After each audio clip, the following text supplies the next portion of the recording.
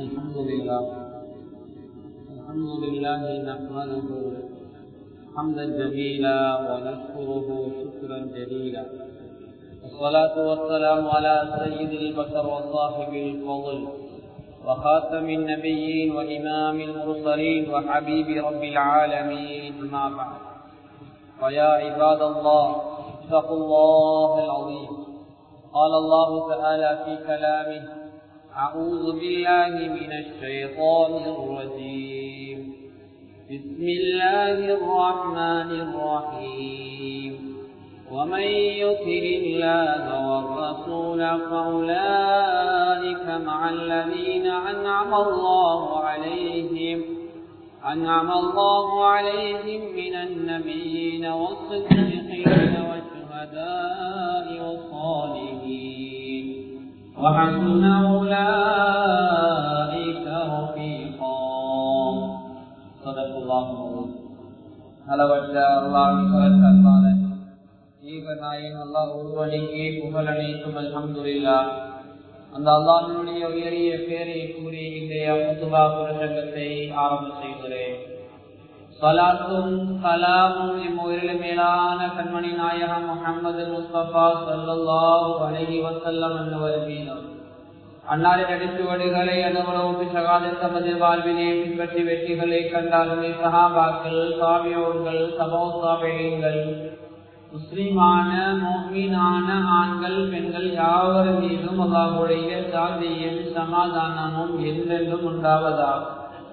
அல்லாஹ்வினுடைய கடமையை நிறைவேற்றுவதற்காக அல்லாஹ் விரும்பக்கூடிய இடமாகிய அல்லாஹ்வினுடைய வீட்டிலே, அல்லாஹ்வினுடைய மாளிகையிலே நேர காலத்தில் வந்திருக்கக்கூடிய அல்லாஹ்வின் நல்லடியார்களே, வல்லவர்களே, நல்லவர்களே, சிறார்களே, வாலிபர்களே, வயோதிபர்களே, அல்லாஹ்வை எல்லா சந்தர்ப்பங்களிலும் பயந்து கொள்ளுமாறும், பள்ளிக்கு உள்ளே இருக்கின்ற போதும் வெளியில் இருக்கின்ற போதும், உள்ளூரிலே இருக்கின்ற போதும் வெளியூரில் இருக்கின்ற போதும், தனிமையிலே இருக்கின்ற போதும் கூட்டமாக இருக்கின்ற போதும், இரவிலும் பகலிலும் இரகசியமாகவும் பரகசியமாகவும், அறிமுகமானவர்களுக்கு மத்தியிலும் அறிமுகம் இல்லாதவர்களுக்கு மத்தியிலும், செழிப்பாக சந்தோஷமாக இருக்கின்ற நிலைமையிலும் கஷ்டமான வறுமையான நிலையில் இருக்கின்ற சந்தர்ப்பத்திலும் எல்லா கட்டங்களிலும் அல்லாஹ்வை பார்த்து கொண்டிருக்கிறான் என்ற சிந்தனையோடு பயந்து அல்லாஹுவை வாழ்ந்து இந்த உலகத்திலே நல்லவர்களாக வாழ்ந்து நாளே மறுமையிலே அல்லாஹ் உலகவாதிகளுடைய பட்டியலை எங்களை சேர்த்துக் கொள்வானா. அன்பான அல்லாஹுவின் நல்லடியார்களே, அல்லாஹ்வை பயந்து வாழுங்கள் என்று எனக்கும் உங்களுக்கும் பணித்தவனாக. கண்ணியமான அல்லாஹ்வின் நல்லடியார்களே, புனித ரமலான் மாதத்தை இன்னும் சில நாட்களிலே, இன்னும் சுமார் 2 வாரங்களிலே நாம் அடைய இருக்கிறோம். எனவே ரமலான் எங்களை வந்து அடைவதற்கு முன்னதாக நானும் நீங்களும் இந்த ரமலானை எப்படி அடைந்து கொள்ள வேண்டும், அதில் குறிப்பாக வாலிபரைகள், வயோதிபரைகள், சிறார்கள், எங்களுடைய தாய்மார்கள் எல்லோரும் இந்த ரமலானை எப்படி கழிக்க வேண்டும் என்ற விடயத்தை உங்களோடு பகிர்ந்து கொள்வது காலத்தின் தேவையாக இருக்கும் என்று கருதி, அது மிக முக்கியமாக எங்களுடைய வாலிப சமுதாயம் ரமலானை எப்படி பயன்படுத்த வேண்டும் என்ற விடயத்தையும் குறிப்பாக பார்ப்போம். அன்பான அல்லாஹ்வின் நல்லடியார்களே, அல்லாஹ் சுப்ஹானஹு வ தஆலா இந்த உலகத்திலே இந்த உம்மத்தை சிறப்பாக்க அல்லாஹ் கொடுத்த பல கட்டங்களிலே ஒரு கட்டம் தான் ரமலான் மாதம் நோன்பு நோக்குகின்ற அந்த இபாதத். அன்பானவர்களே, ரமலான் மாதம் என்பது அது தௌபாவுடைய மாதம். ரமலான் மாதம் என்பது அது இஸ்திக்ஃபாருடைய மாதம். ரமலான் மாதம் என்பது அது சுவர்க்கத்துக்கு எங்களை தயார் பண்ணிருக்கிற மாதம்.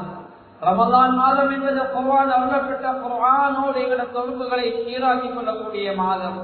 ஏழை எளிய மக்களுடைய கஷ்டங்களை உணர்கின்ற மாதம். இப்படி நிறைய சிறப்புகளை வழங்கி வைத்திருக்கிற நாமும் ஒரு சுன்னத்தான வணக்கத்துக்கு பரதுடைய கூலி, ஒரு பரதுக்கு 70 பரதுகளுடைய கூலி, நோம்பு திறக்க வைத்த ஒருவருக்கு நோம்பு பிடித்ததனுடைய கூலி, இப்படி ஏராளமான சிறப்புகளே. அது மாத்திரமல்ல, ரமலான் மாதம் வந்துவிட்டால் அல்லாஹ் தஆலா சுவர்க்கத்தின் வாசல்களை எல்லாம் திறந்து நரகத்தின் வாயில்களை எல்லாம் மூடி அதாவது ஷைத்தான்களை விலங்கிற்கு அல்லாஹ் இந்த ரமலான் மாதத்தை கண்ணியப்படுத்துகிறான். ரமலான் மாதத்திலே ஷைத்தானுடைய ஊசலம் இல்லாமல், எந்த ஊசலாட்டங்களும் இல்லாமல் ஷைத்தானுக்கு விலங்கிடப்படுகின்ற ஒரு மாதமாக அல்லாஹ் ரமலான் மாதத்தை வந்திருக்கிறான். எனவே அன்பான அல்லாஹ்வின் நல்லடியார்களே, இந்த ரமலான் மாதத்தை நாம் அடைவதற்கு முன்னதாக நாம் எங்களை தயார் பண்ணிக் கொள்ள வேண்டும். பாவங்களுக்கு முற்றுப்புள்ளி வைக்க வேண்டும், இஸ்திக்ஃபார் செய்ய வேண்டும், தௌபா செய்ய வேண்டும், அல்லாஹ்விடத்தில் அதிகமாக துஆ கேட்க வேண்டும். அன்பான அல்லாஹ்வின் நல்லடியார்களே, அதில் குறிப்பாக எங்களுடைய வாலிப சமுதாயம், அன்பானவர்களே, சில இடங்கள்ல பார்த்தா மாஷா அல்லாஹ் நிறைய விடயங்களை வாலிபர்கள் ரமலானுடைய காலங்களில் செய்கிறார்கள். கொழும்பு போன பகுதிகளில் ஹிஸ்புடைய மஜ்லிஸை அடுத்து நோக்கினா அதிகமான பிள்ளைகள் வாலிபர்கள் வயோதிபர் இடங்களை ஒருத்தர் 2 பேர் தான் இருப்பார்கள்.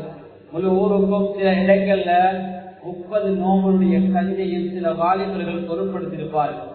அது மாத்திரமல்ல கண்ணியமானவர்களே, சென்ற ரமலான் நினைக்கிற கொழும்புல ஒரு முக்கியமான இடம், நிர்வாகத்தால் சேர்ந்து கொள்ள முடியாத பணம், வாலிபர்கள் எல்லாரும் சேர்ந்து ஒரு தொகை பணத்தை போட்டு அன்பானவர்களே, எந்த அளவு நான் நிர்வாகத்தால் சேர்ந்து கொள்ள முடியாத பெரியதொரு தொகை பணத்தை பள்ளியிலே கடமை செஞ்ச அதற்காக சேமித்துக் கொடுத்திருக்கிறார்கள். எதை சொல்கிறேன், வாலிபர்கள் சொல்லக்கூடியவர்கள் இதையும் செய்யக்கூடிய ஒரு வயது. அன்பானவர்களே, சில இடங்கள்ல வாலிபர்கள் எப்படி பயன்படுத்தப்படுகிறார்கள். தேர்தல் காலம் நெருங்கி வந்து கொண்டிருக்கிற சந்தர்ப்பத்திலே கருவேப்பிலை இலைகளை போட்டு சில வாலிபர்கள் பயன்படுத்தப்படுகிறார்கள். ஓட்டு சொல்வதற்காக, பிரச்சாரம் பண்ணுவதற்காக, மேடைகளை அமைப்பதற்காக, வீடு வீடாக செல்வதற்காக வாலிபர்களை பயன்படுத்திவிட்டு அந்த இலக்கனுடைய கால புனிதற்கு பின்னால் வாலிபர்களை கணக்கெடுக்காமல் இருக்கின்ற ஒரு உலகத்திலே நாங்கள் நீங்கள் வாழுகிறோம். அல்லாஹ்வின் நல்லடியார்களே, வாலிபம் என்பது பெருமதியான வயது. இந்த உலகத்துல நாங்க பார்க்கிற ஒவ்வொரு மனிதருக்கும் எல்லாம் பல பருவங்களை கொடுத்திருக்கிறோம். நாங்க எல்லாரும் வாழக்கூடிய மனிதர்கள் இடத்துல பல வயதுடைய மக்கள் இருக்கிறோம். ஆனால் 3 பருவங்கள் மிக முக்கியமாக ஒரு மனிதனுக்கு கொடுக்கப்பட்ட பருவங்கள். முதலாவது சிறுபிராயம், 2வது வாலிபம், 3வது வயோதிபம். அன்பானவர்களே, சிறுபிராயம், வயோதிபம் இது 2ம் தனிமையில இறங்க முடியாத வயது.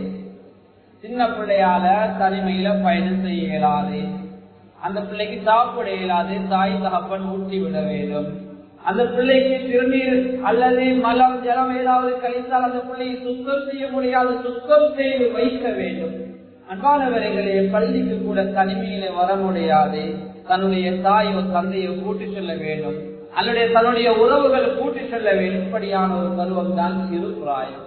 வயோதிபம் என்பது இப்படியான ஒரு பருவத்தை போலதான். எப்படி பெரியோருடைய உதவி சிறார்களுக்கு தேவைப்பட்டதோ அதே போல வயோதிப பருவத்திலே அந்த பெரியவர்களுக்கு, பொறுப்புதாரிகளுக்கு கண் விளங்காது, காலால் ஏறாக நடக்க முடியாது, இடங்களை சரியான முறையில் கண்டுகொள்ள முடியாது, தனிமையில இயங்க முடியாது. என்ன செய்வ, தன்னுடைய பிள்ளைகளுடைய உதவி தேவைப்படும். அன்பானவர்களே, பள்ளிக்கு தன்னுடைய மகனோடு பள்ளிக்கு வருவார். பயணம் போகின்ற போது தனிமையில் போக முடியாது, எங்கேயாவது வழி தவறி போய்விடுவார். மகன் அல்லது வேறு பிள்ளைகள் கூட்டிக் கொண்டு செல்ல வேண்டுமானவர்களே, வயோதிப பருவமும் அப்படித்தான். சிலருக்கு சாப்பிட முடியாது, கற்பார்வை குறைந்து விட்டா அவங்களுக்கு சாப்பாடை ஊற்றி விட வேண்டும், சாப்பாடை தீர்த்தி விட வேண்டுமானவர்களே. இப்படித்தான் வயோதிபமும் அந்த சிறுமையான அந்த சின்ன பருவம். இது 2ம் மிக மிக பலவீனமான பருவம். இந்த 2க்கும் இடையே வரக்கூடிய பருவம் தான் வாலிபம். அன்பானவர்களே, வாலிபம் என்பது பெருமதியான வயது, எதையும் சாதிக்கக்கூடிய வயது, முதுகெலும்புள்ள ஒரு பருவம் என்று சொல்வார்கள். சமூகத்தினுடைய உயிர் நாடி என்று சொல்வார்கள். இந்தியாவை வெற்றி கொண்ட முகமது இப்னு காசிமாக இருக்கலாம், அல்லது ஸ்பெயினை வெற்றி கொண்ட தாலித்தை மூணு ஜியாதாக இருக்கலாம். இளமை பருவத்திலே, வாலிப பருவத்திலே வெற்றி கொண்டார்கள். ஸல்லல்லாஹு அலைஹி வஸல்லம் வஹியை எழுதக்கூடிய கண்ணியமானவர்களே, ஸைத் இப்னு சாபித் ரலியல்லாஹு தஆலா அன்ஹு இருக்கலாம், ஒரு வாலிபர். ஸல்லல்லாஹு அலைஹி வஸல்லம் பணிவிடை செய்த அனஸ் இப்னு மாலிக் ரலியல்லாஹு தஆலா ஒரு வாலிபர். வாலிபத்திலே நிறைய சாதித்திருக்கிறார்கள். குர்ஆனுக்கு விளக்க சொல்லக்கூடிய அப்துல்லாஹ் இப்னு அப்பாஸ் ரலியல்லாஹு தஆலா அன்ஹு ஒரு வாலிபர். சுவர்க்கத்துக்கு நன்மாராயம் சொல்லப்பட்ட அநேகமான சஹாபாக்கள் வாலிபர்கள். அன்பானவர்களே, இதையில் சாதிக்கக்கூடிய வயது வாலிபம் தான். இந்த இடத்துல நாங்க சிறு பிள்ளைகள் இருக்கிறோம், வயோதிபர் இருக்கிறோம், வாலிபர் இருக்கிறோம். ஆனா நாங்க எல்லாரும் ஒரு காலம் மௌத்தாகுவோம். மௌத்தாகிறதுக்கு பின்னால அல்லாஹ் சுவர்க்கம் அனுப்புவதற்கு தெரிவு செய்திருக்கிற வயதும் வாலிபம் தான்.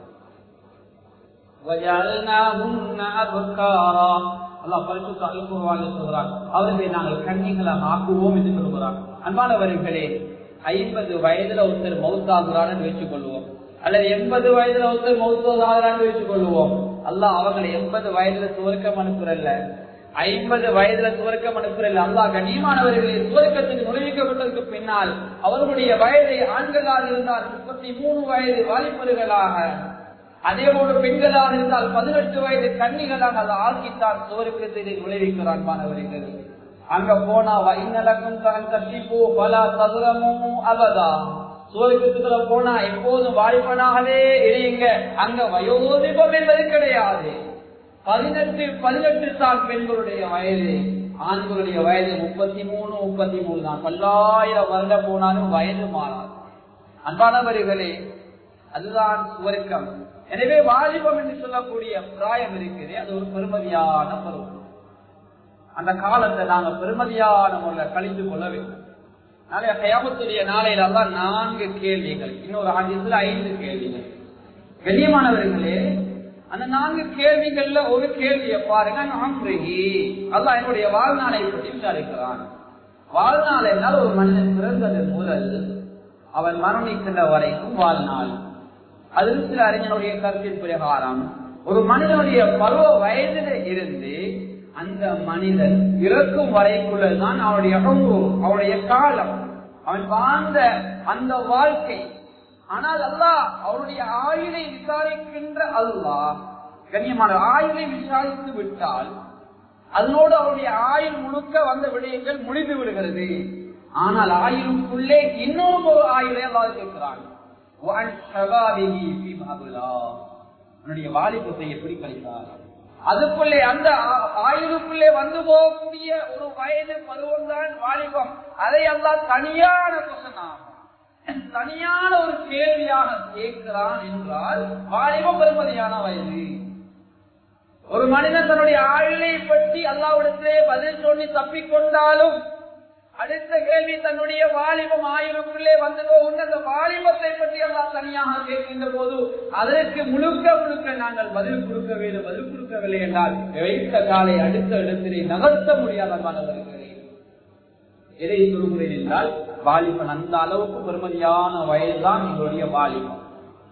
இந்த இடத்துல நாங்கள் வாலிப வயதை தாண்டி வந்தவர்கள் இருக்கிறோம், வாலிப வயதை அடையக்கூடிய பிள்ளை இருக்கிறோம், வாலிப வயதுடைய வாலிபர்கள் இருக்கிறோம். அன்பானவர்களை எப்படி இருந்தாலும் நாம் எல்லாரும் ஒரு காலத்துல வாலிபராக இருந்தவர்கள்.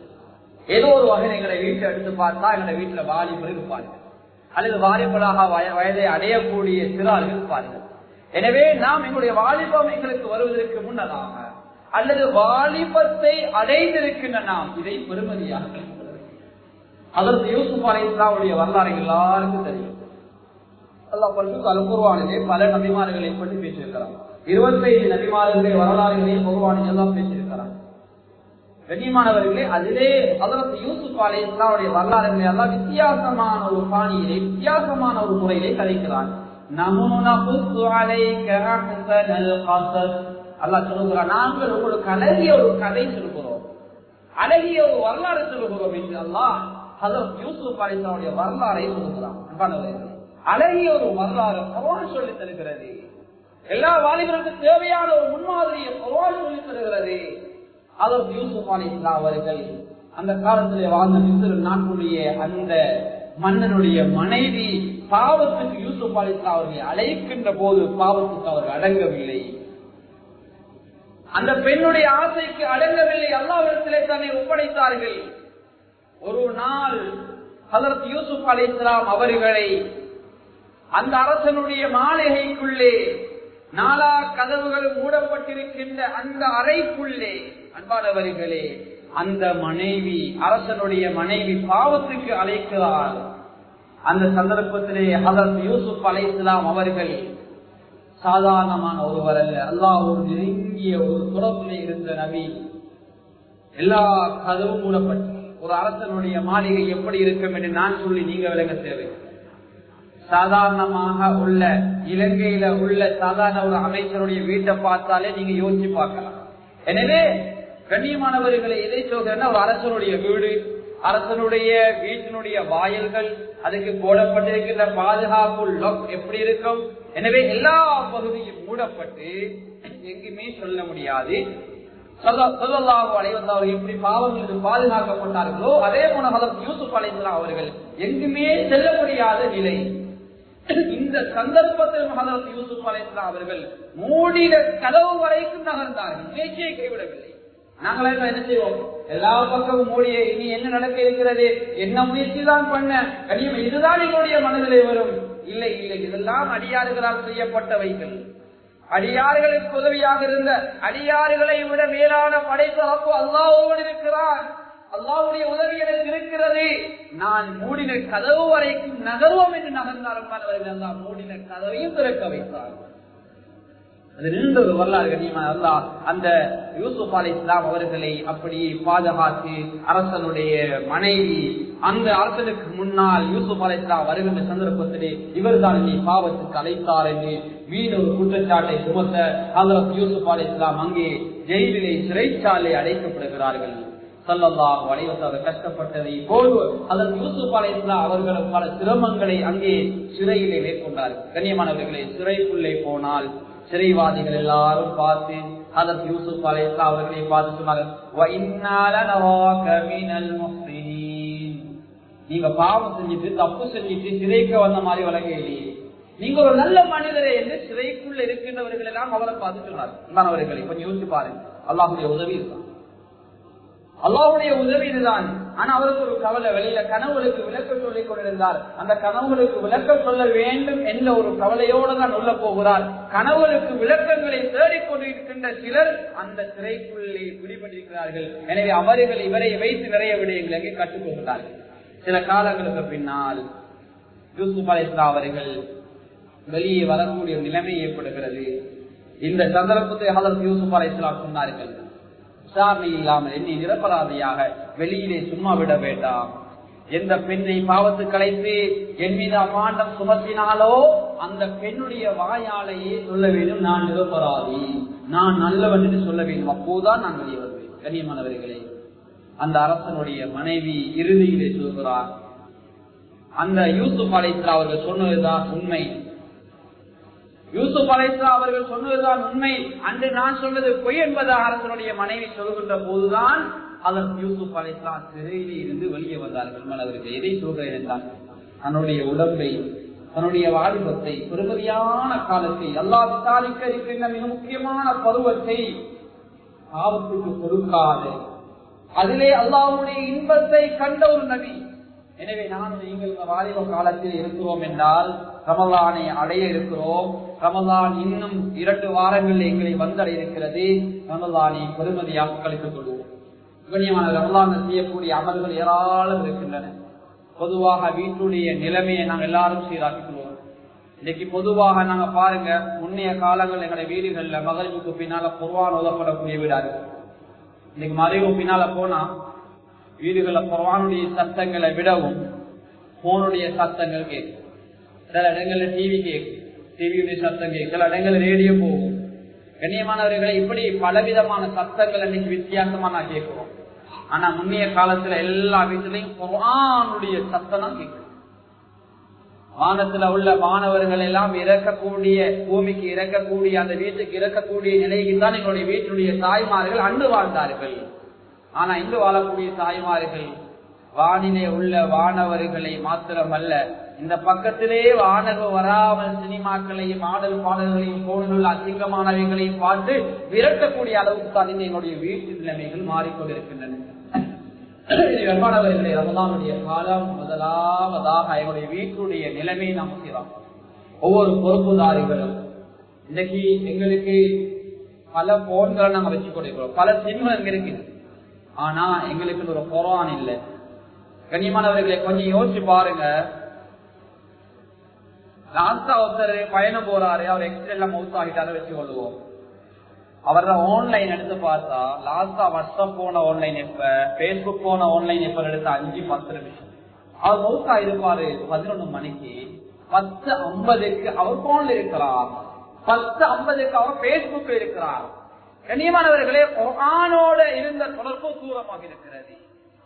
நவீன தொழில்நுட்பங்களோடு இருந்த தொடர்பு மிக மிக நெருக்கமாக இருக்கிறது. அவர் எதை பார்த்து விட்டு போக ஆகுமானதா ஆகாதா என்பதை நான் கதைக்கவில்லை. விரும்பியோ விரும்பாமலோ இன்றைய தொழில்நுட்ப சாதனங்களுக்குள் நாங்கள் அப்படியே பீடிக்கப்பட்டிருக்கிறோம். காந்தத்தை போன்று கலட்ட முடியாமல் சிக்கொண்டிருக்கிறோம். ஏத்திகாப்புக்கு போனாலும் போன் இல்லாமல் ஏத்திகாப்புக்கு வர முடியாது. மஸ்ஜிதுக்குள்ளே வந்தாலும் போனை ஓபன் பண்ணிவிட்டு தொலைக்கக்கூடிய மனமில்லாத அளவுக்கு தான் நானும் நீங்களும் இன்றி எங்களுடைய வாழ்க்கையை நடத்திக் கொண்டிருக்கிறோம். ஜனாதாவுடைய தொழுகைக்கு வந்தால் எத்தனையோ பேருடைய போன் ரிங் ஆகும் அன்பானவர்கள். எனவே இதை சொல்கிறேன் என்றால் அல்லாஹ்வுடைய நெருங்கிய தொடர்பு முதலாவது சீராக, வீட்டுடைய சூழலை முதலாவது சீராக கொள்ளும். இன்னைக்கு போன்களால் எத்தனையோ பேருடைய வாழ்க்கை சீரழியும். எத்தனையோ நல்ல பிள்ளைகளுடைய கற்புகள் அப்படியே சீரழிக்கப்படுது.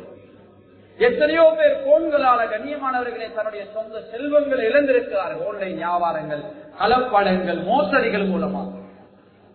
ஆன்லைன்ல செய்யக்கூடிய வியாபாரம் எதுவும் கூடாதுன்னு சொல்ல வரவில்லை. நல்ல முறையில் செய்யக்கூடியவர்கள், பக்குவமானவர்கள் இருக்கிறார்கள். அது வல்லாமல் எத்தனையோ பேர் அப்படியே சிக்கொண்டு தங்களையே இல்லமாக்கின்ற அளவுக்கு, தங்களுடைய உயிரை மாய்த்துக் கொள்கின்ற அளவுக்கு சிலர் சென்றிருக்கிறார்கள் கண்ணியமானவர்கள். இதனால் இன்றைய தொழில்நுட்ப சாதனங்களால். எனவே முதலாவது அவனுடைய வீட்டுடைய சூழலை நாம் சீராக்க வேணும். வீட்டுடைய மொபைல் போன்களுக்கு கொஞ்சம் மோப்பை கொடுப்போம். எப்போதும் ரீசார்ஜ் காட்டு போடுகிறோம். எப்போதும் நாங்கள் என்ன செய்ய எம்பி அங்க ரீசார்ஜ் பண்ணுகின்றோம். கண்ணியமானவர்களே, வேணைய விடயங்களை பார்ப்பதற்காக ரமலானுடைய காலங்களை கொஞ்சம் அதற்கு மோப்ப கொடுத்து உங்களுடைய வீட்டுடைய நிலைமையை சீரா குடும்பமாக குர்ஆன் ஓதுவோம், குடும்பமாக தௌபா செய்வோம், குடும்பமாக துஆ கேட்போம், குடும்பமாக எங்களை விட்டு பிரிந்த மக்களுக்காக துஆ செய்வோம். இது முதலாவது வீட்டுடைய சூழலை நாங்கள் சீராக்குவது. காலை மாலை அவுராதுகளை ரமதானுடைய காலங்களில் கூட்டாக இருந்து ஓதிவார்கள்.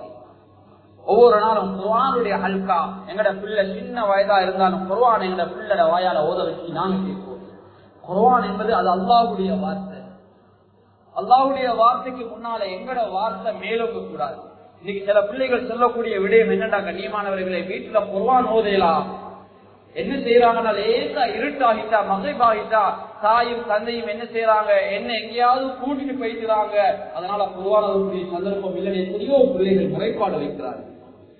இன்னும் சில பிள்ளைகள் சொல்லுவார்கள், மகிழ்வாகினா இரவாகினா எனக்கு ஓத இயலாது, படிக்க இயலாது. என்னுடைய வீட்டுல எங்களோட தாயும் தந்தையும் என்னுடைய வாப்பா உம்மாவும் போன சவண்டு கூட்டி போன்ல உள்ள செய்திகளை பார்க்கிறதற்கானவர்கள். அதுல என்ன வருகிறது? கண்ணியமான அல்லாஹ்வின் செய்திகளை பார்க்கக்கூடியவர்கள் ரொம்ப ரொம்ப குறைவு. செய்திகளை விட டிராமாக்கள், நாடகங்கள், அவருடைய குடும்பத்தை எப்படி கலைப்பது, இன்னொருடைய வீட்டுல போய் எப்படி சாமாங்க திருடுவது, எப்படி மோசடி செய்வது, எப்படி பழகுவது, எப்படி நல்லா இருக்கிறவர்கள், சந்தோஷமாக இருக்கின்றவர்கள், சிரிக்கின்றவர்களை எப்படி அளவைப்பது. அன்பானவர்கள், இப்படியான விடயங்கள் தான் அங்கே கற்பனையாக காட்டப்படுகிறது. அங்கே உண்மையான காட்சிகள் அல்ல, அதையெல்லாம் கற்பனையாக செய்யப்பட்டு அங்கே தொகுத்து போடப்படுகிறது.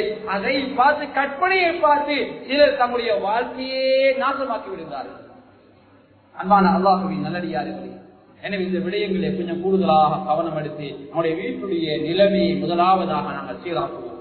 இரண்டாவது கண்ணியமானவர்களே, குர்ஆனோடு நெருங்கிய தொடர்பை குர்ஆனுக்கு செய்யக்கூடிய கடமைகள் ஏராளம் இருந்தால் மிக முக்கியமாக குர்ஆனை நாங்கள் ஓத வேண்டும். இரண்டாவது, குர்ஆன் எங்கெல்லாம் ஓதப்படுவதோ அந்த இடத்துல காதை கொடுத்து குர்ஆனை கேட்கும். ஸல்லல்லாஹு அலைஹி வஸல்லம் அபூ மூஸா அல்-அஷ்அரி ரலியல்லாஹு தஆலா அன்ஹு, அப்துல்லாஹ் இப்னு மஸ்ஊத் ரலியல்லாஹு தஆலா அன்ஹுமா அவர்கள் குர்ஆன் ஓத ஸல்லல்லாஹு அலைஹி வஸல்லம் அமைதியாக இருந்து கேட்பார்கள். ஒருமுறை இப்னு மஸ்ஊத் ரலியல்லாஹு தஆலா அன்ஹுமா அவர்களை பார்த்து ஸல்லல்லாஹு அலைஹி வஸல்லம் அவர்கள் சொன்னார்கள், இப்னு மஸ்ஊத் ரலியல்லாஹு தஆலா அன்ஹு அவர்களை பார்த்து, நீங்க குர்ஆன் ஓதுங்க, நான் கேட்க போறேன். ஸல்லல்லாஹு அலைஹி வஸல்லம் அவர்களை பார்த்து சொன்னார்கள், உங்களுக்கு தானே குர்ஆன் இறக்கப்பட்டுச்சு, நீங்க ஓத நாங்க கேட்கிறோம், நாங்க ஓத நீங்க கேட்கிறதா? இல்ல, நீங்க ஓதுங்க, நான் கேட்கிறோம் என்று ஸல்லல்லாஹு அலைஹி வஸல்லம் அவர்கள் சஹாபாக்களுடைய நாவால குர்ஆன் ஓத கேட்டிருக்கிறார்கள். எனவே நாங்களும் சிறார்களுடைய, ஹாஃபில்களுடைய, எங்களுடைய ஊர்ல உள்ள முக்கியமான உலமாக்களுடைய குர்ஆன் ஓத அதை கேட்கின்ற பழக்கம், ஹிஸ்புல இருந்து அமைதியாக இருந்து கேட்கின்ற பழக்கம், அதை நாங்கள் உருவாக்கிக் கொள்ள வேண்டும். இன்னைக்கு சிலர் குர்ஆன் ஓத முடியாது, அதனால எங்களுக்கு ஓத தெரியாத நாம ஹிஸ்புல இருக்கையில போகவானா. உங்களால முடியுமான ஓத உங்களுக்கு கிடைக்கல, ஓத தெரியாது, பரவாயில்ல, ஓதக்கூடிய மக்களுக்கு ஏதாவது செய்து கொடுங்க. ஓதக்கூடிய அந்த ஓதர்களை கொஞ்சம் கேட்டு அதற்கு உற்சாகமாக இருங்க.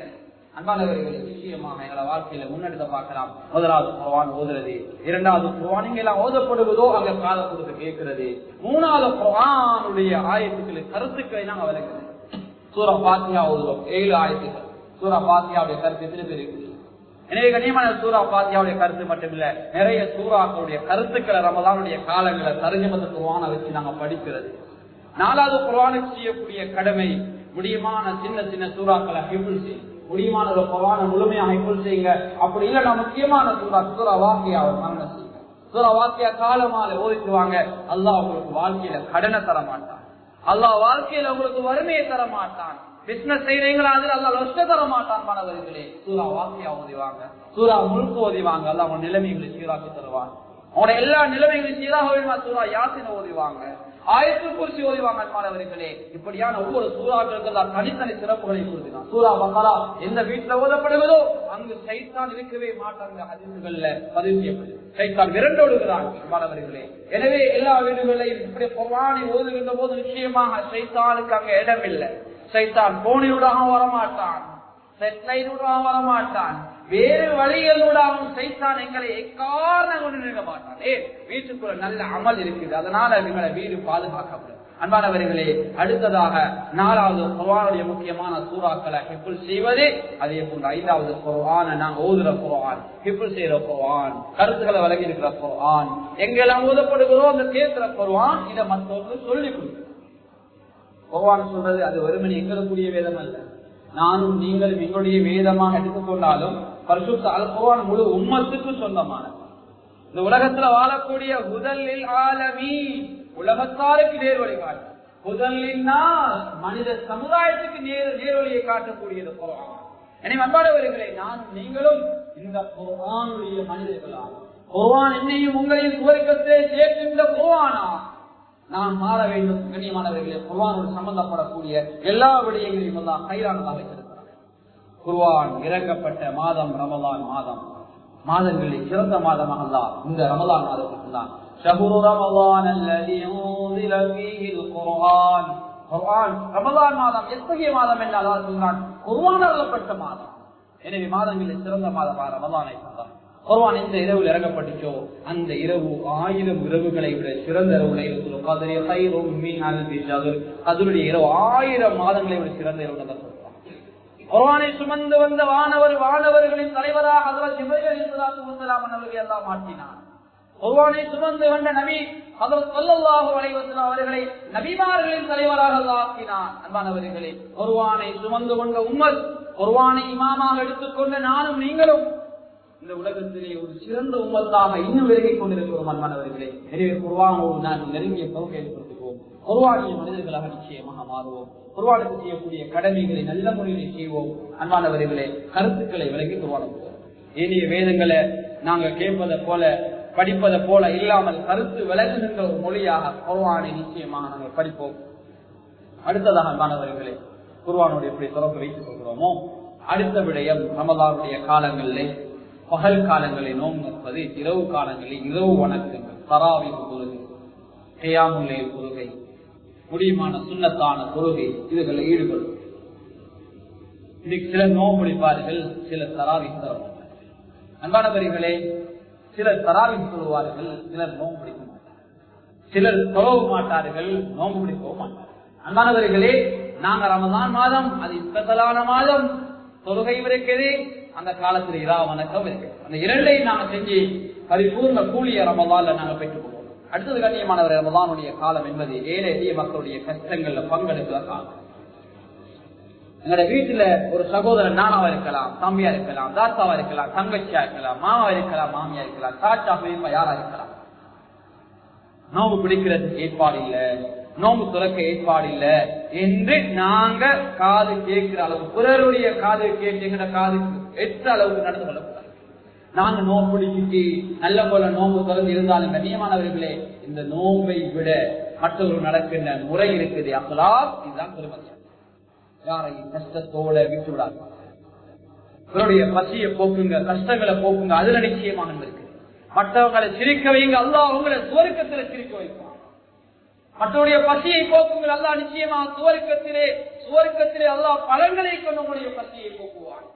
மற்றவருடைய அந்த வயிற்றிலே உள்ள நெருப்பை அணையுங்கள் அல்லாஹ் நாளைய மறுமையினால் உங்களை நரக நெருப்பிலே போட மாட்டான் அல்லாஹ் உங்களை சுவர்க்கத்திலே இன்பமான ஒரு இடத்தில் நிச்சயமாக வைப்பான். எனவே அவர்களுக்கு ஏழை எளிய மக்களுடைய கஷ்டங்களை உணர்கின்ற மாதிரி நாங்கள் தொடர்ந்து 29-30 நாட்கள் நோம்பு நோக்கின்ற போது எவ்வளவு கஷ்டப்படுகிறோம். பசி தாகத்தால் சிலர் சொல்வார்கள் போக நோம்புக்கு வயதுதானே, நோம்புக்கு கொஞ்சம் கஷ்டமா இருக்குது, வெயில் கூட தானே சொல்வார்கள். இதே மாதிரிதான் ஏழைகளும் ஒரு நேரம் சாப்பிட்டால் அடுத்த என்ன சாப்பாடு எவ்வளவு கஷ்டப்படுவார்கள். இனி அன்பானவர்களே, ஏழை எளிய மக்களுக்கு ஏற்றவாறு உதவுவது ரமதானுடைய காலங்களில் செய்யக்கூடிய சதகா அதிக கூலிகளாக வச்சிருக்கிறார். இந்த அமல் அதிகமாக ஈடுபட்டுக் கொள்வது, இஃப்தாருக்கு ஏற்பாடுகள் எங்களால் முடியுமான வகையில பண்ணுவது. கண்ணியமானவர்கள், எங்களை வீட்டுகளில் எவ்வளவு சாப்பாடுகள் நாங்கள் வீசுவோம். சஹருக்கு செய்கிற சாப்பாடு எவ்வளோ கோழிக்கு வீசிட்டு கோழியும் சாப்பிட்டு இயலாம இருக்கும். அதனால மீற சாப்பாடை மீய விடாம அதுல ஒரு விருந்தாளியை நாங்கள் சேர்த்துக் கொள்வோம் கண்ணியமானவர்களே. எனவே ரமதானுடைய காலங்கள்ல இப்படியான விடயங்கள் நாங்கள் ஈடுபட்டுக் கொள்வது, அதிலும் குறிப்பாக கண்ணியமானவர்களே உங்களுக்கு தெரியும், கடந்த காலங்களை போல அல்ல. இந்த காலம் கஷ்டமான ஒரு காலம். கஷ்டத்தை யாரும் காட்ட விரும்புறதில்லை. நல்லா இருந்தவங்க எத்தனையோ பேர் கஷ்டத்தில் இருக்கிறாங்க. தொழிலோடு இருந்த எத்தனையோ பேர், வேறு செஞ்சு கஷ்டப்பட்டு உழைத்த எத்தனையோ பேர் இன்னைக்கு தொழில் இல்லாமல் கஷ்டத்தோடு தங்களோட வறுமையை தங்களுடைய நிலைமையை காட்டிக்கொள்ள முடியாத நிலைமை இருக்கிறாங்க. அதனால மற்றவங்களுக்கு உதவியாரிங்க. அல்லாஹ் ரசூலுக்கு பொதுவான முறையில் நாங்கள் வாழ்ந்து கொடுப்போம். அல்லாஹ் ரசூலுக்காக இந்த உலகத்துல வாழ்ந்தால் பிறருக்கு உதவி செய்கிறீங்களா, அவர துவா கனிமா எங்களுக்கு கிடைக்கும். அவர் எங்களுக்கு துவா செய்ய அவருடைய நிலைமையை பார்த்து நாம் உதவி செய்யறோம். அல்லாஹ் ரசூலுக்காக உதவி செஞ்சா நிச்சயமா நாளை மறுமையின் அல்லாஹ் சுவர்க்கத்திலே செய்வான். அதில் சௌபாகதி அவங்களுக்கு சம்பந்தமாக ஒரு குர்ஆனை இறக்கி வைத்தான். அதை சொல்லிவிட்டு பொதுவாக நிறைவுபடுவது. ஒருமுறை அதில் சௌபாகதி அவர்கள் நபி ஸல்லல்லாஹு அலைஹி சபைக்கு ஓடி வருகிறார்கள்.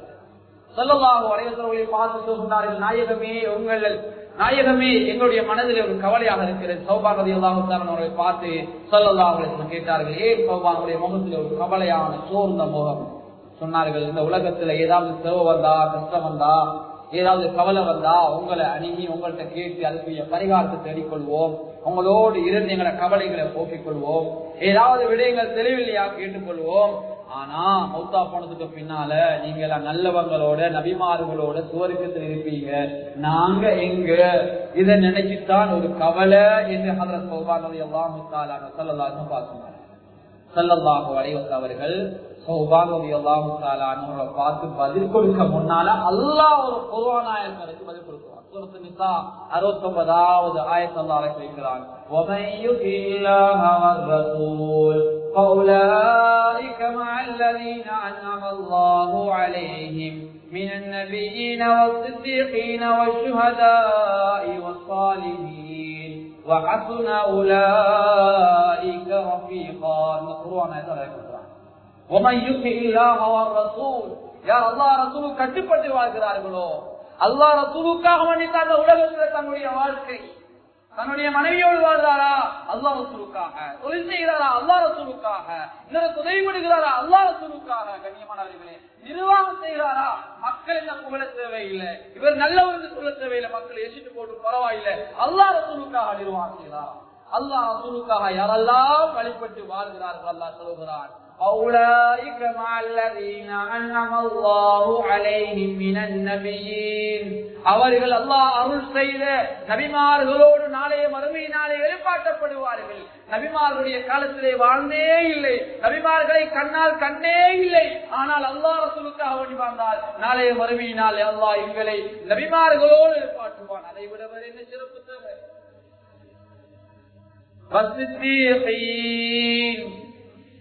அல்லாஹ் உண்மையாக பாட்டுவார். போர் செய்த போராளிகளோடு பாட்டுவார். நல்ல மக்களோடு பாட்டுவார்.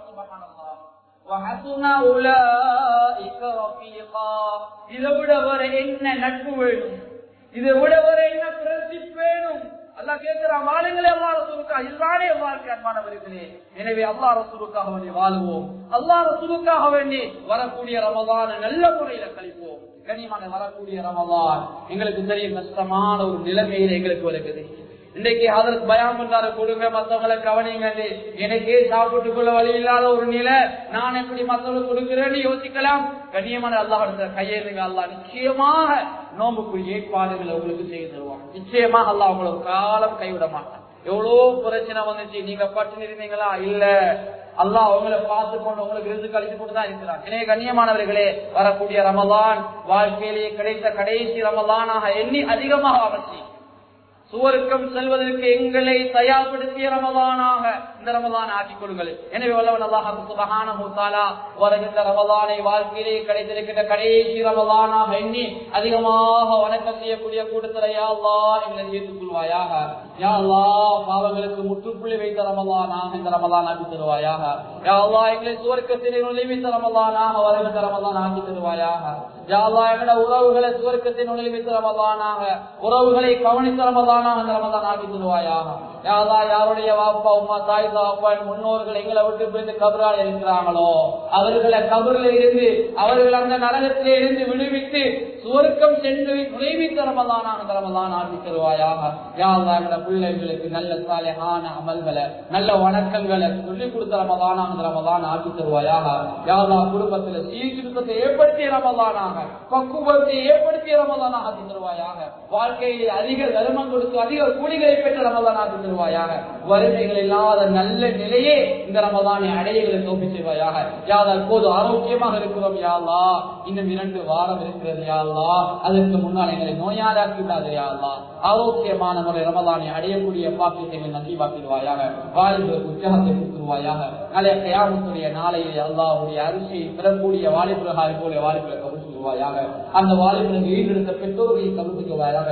உங்களுடைய சிறார்களை எதிர்காலத்தில் சுவர்க்கத்தின் வாரிசுகளாக அவர்களை கபூல் செய்வாயாக. இந்த ஊருக்குடைய வரக்கத்தையும் அருளை துறந்து விடுவாயாக. உங்கள மக்களுக்கு நீங்களுடைய உதவியை கொடுத்துருவாயாக. நிர்வாகிகளை கபூல் செய்வாயாக. பள்ளியை கடமை செய்யக்கூடியவருடைய தேவைகளை நிறைவேற்றி கொடுத்துருவாயாக. அவருடைய ஆசைகளை நிறைவேற்றி கொடுத்துருவாயாக. இந்த ஊர் மக்களுடைய தேவைகளை ஹலாலான ஆஜத்துக்கு நிறைவேற்றி கொடுத்துருவாயாக. இந்த துவாவை தனிப்புரை திருப்பியை கொண்டு ஏற்றுக் கொள்வாயாக. யா அல்லாஹ் எதுவெல்லாம் கேட்க மறந்தமோ அத்தனை கேட்டபடி